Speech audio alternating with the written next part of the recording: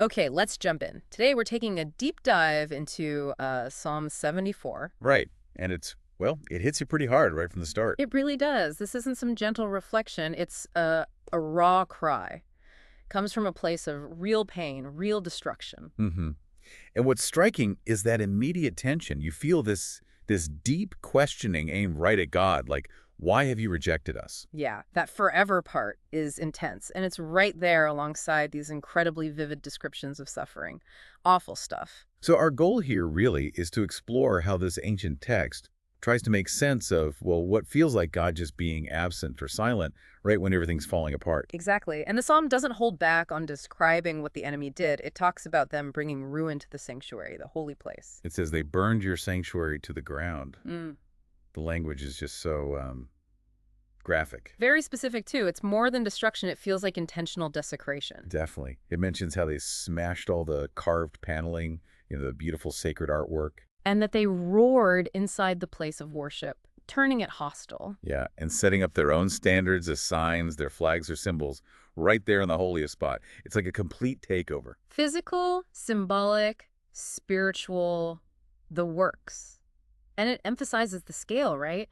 They burned every place where God was worshipped in the land. Mm-hmm. Total devastation. But it's not just the buildings, is it? There's this profound sense of, like, spiritual isolation, too. That's right. The psalmist cries out, we are given no miraculous signs, no prophets are left.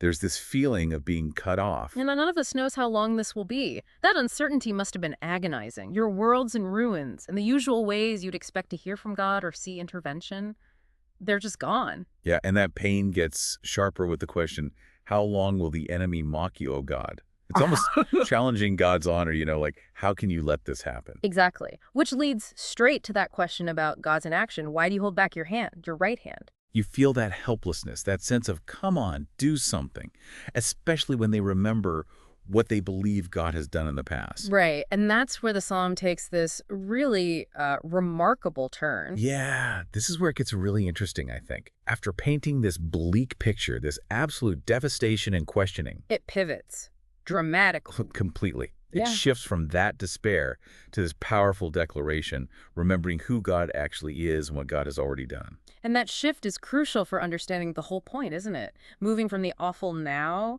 to invoking God's eternal identity. Precisely. The psalmist declares, but you, O God, are my king from of old. You bring salvation upon the earth. It's a statement of faith despite the circumstances. And then it lists these incredible, almost cosmic acts, reminding God and everyone listening about these foundational moments. Yeah, like splitting the sea, crushing the heads of the monster Leviathan in the water. I mean, these aren't small things. No kidding. These are acts of creation, bringing order out of chaos, deliverance from huge threats. And it goes on. It was you who opened up springs and streams. You dried up the ever-flowing rivers. That's control over the basics of life itself. Then asserting cosmic authority. The day is yours, and yours also the night. You establish the sun and moon, setting boundaries, seasons. It connects God's power to the very structure of the universe.